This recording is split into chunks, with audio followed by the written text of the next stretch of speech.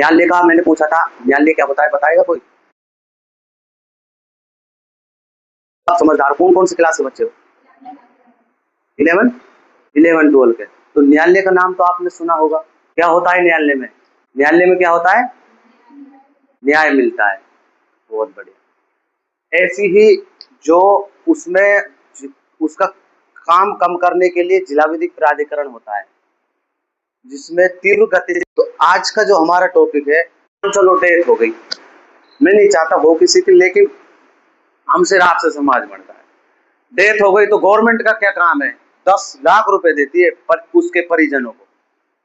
अगर डेथ हो गई, आपको मालूम था इन चीजों का? 10 लाख रुपए देती है गवर्नमेंट, मालूम था या नहीं था? हाँ या ना?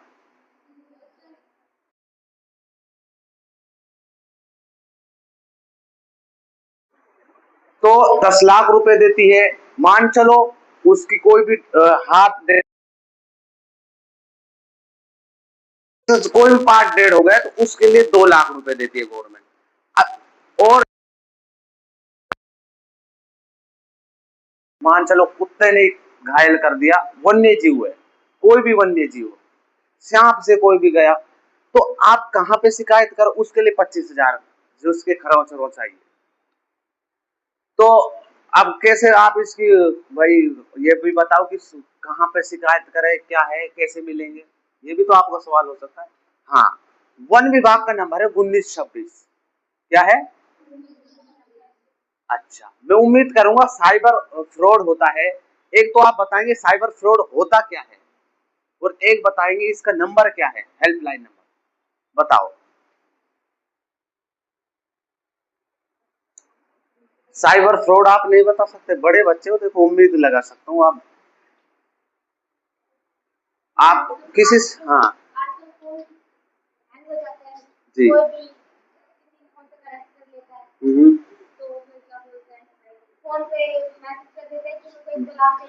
हम्म,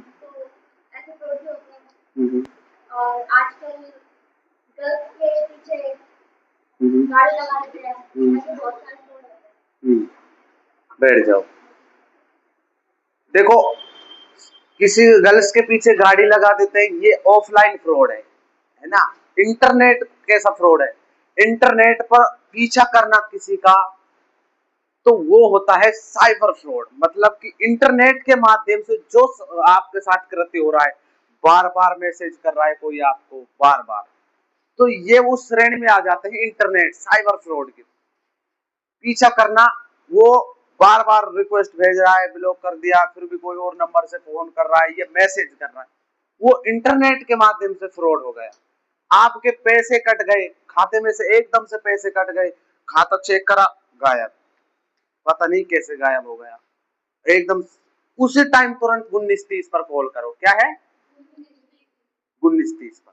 इंटरनेट के माध्यम से कभी भी भविष्य में अपने भाई बहन, अड़ोस पड़ोस, ऐसी जानकारियों को मैं आपको बता रहा हूं, आपका कर्तव्य है माँ बाप बुजुर्गों को बताना। अब बुजुर्गों की बात आ गई, 2007 माँ बाप का अधिकार है। जिस तरीके से पत्नी का अधिकार भरण पोषण का होता है, ऐसे ही हमारे बुजुर्गों का भरण पोषण का अधिकार है। वो केस कर सकते हैं। इन चीजों को आपको मालूम नहीं होगा। जिस तरीके से यदि कोई आदमी पत्नी को छोड़ दे, तो माँ बाप का ये अधिकार है कि वो भरण पोषण अपने बच्चों से ले सकते हैं, उनके लिए रहने के लिए। और अगर भरण पोषण क्या होता है? पैसा, बिना पैसे के जीवन यापन नहीं होता। कुछ भी खरीदो पैसा, खान पीन कुछ भी पैसा। तो उनके बच्चों से गवर्नमेंट पैसा दिलवाती है कि भाई तुम्हारे बुजुर्ग हैं, आज क्या ये बुजुर्ग हो गए, बूढ़े हो गए, क्या तुम इनको पैसे नहीं दोगे, इनका खर्चा नहीं दोगे, इनके लिए खाने के लिए नहीं दोगे? नहीं, हमेशा नहीं होने देंगे। 2007 माता पिता भरण पोषण एक्ट आया है। इसके अनुसार उस बच्चों से उनके माँ बाप, उनके बुजुर्ग उनसे भरण पोषण ले सकते हैं।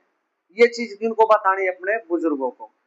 हाँ, आपको ऐसा नहीं करना है, अपने माँ बापों को कभी भी उनका सम्मान करना है ना? वन विभाग का नंबर बताओ, मैंने बताया था। क्या है? Very good. Child helpline number हर बस पे लिखा होता है, हर जगह अधिकतर सार्वजनिक स्थलों पर एम्बुलेंस पे लिखा हो। बताइए जी। 10 वेरी, सबको मालूम है ना क्या है? 1098, 1098। अच्छा, बहुत बढ़िया। साइबर का मालूम पड़ गया है, चाइल्ड हेल्पलाइन नंबर का मालूम पड़ गया है, वन विभाग का मालूम पड़ गया। आपको कोई कैसा भी सवाल हो सकता है, आप बेझिझक होकर पूछ सकते हो।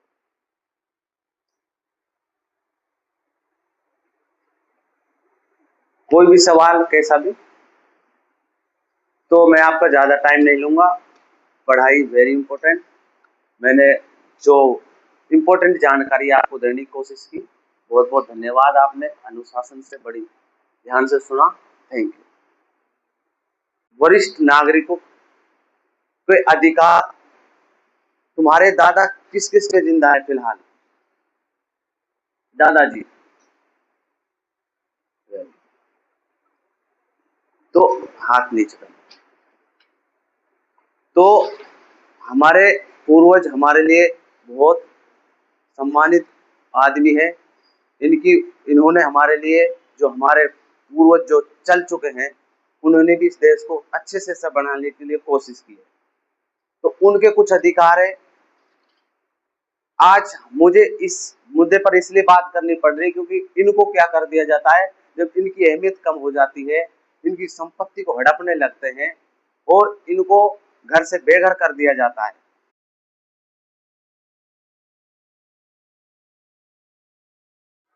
सम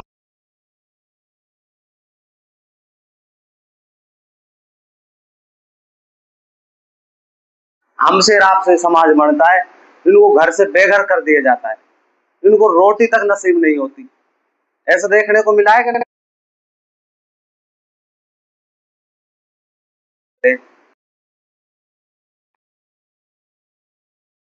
एक कलंक है।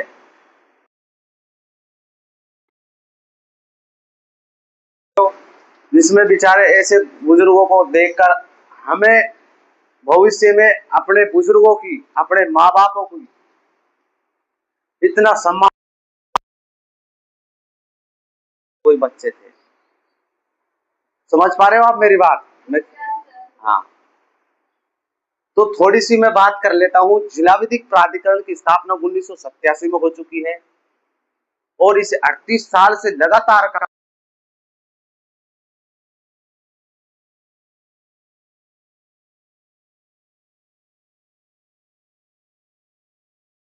वो होता है, बड़ा ईमानदारी से काम करता है। आप पीड़ित हो, पैसे नहीं है कोर्ट में जाने के लिए, डरते हो कोर्ट से, झेल लेंगे, नहीं झेलना नहीं है, न्याय सबके लिए है। आपको जिला विधिक प्राधिकरण के नंबर है 1500, और कैसी भी शिकायत, छोटी से मोटी कैसी भी शिकायत 181 नंबर, उससे भी काम नहीं हो रहा 1500 जिला विधिक प्राधिकरण। ये जिले स्तर पर जिला विधिक प्राधिकरण होता है, तहसील स्तर पर तालुका विधिक सेवा प्राधिकरण, और राज्य स्तर पर राजस्थान विधिक सेवा प्राधिकरण, उसे हम रालसा भी कहते हैं, इसको हम डालसा भी कहते हैं। जिला विधिक प्राधिकरण को राज्य स्तर को रालसा, और नालसा क्या होता है? राष्ट्रीय विधिक सेवा प्राधिकरण, जो कहां पे है? दिल्ली में है, उसकी ये ब्रांच है। जैसे हमारा सुप्रीम कोर्ट एक होता है, वो कहां पे है? दिल्ली में।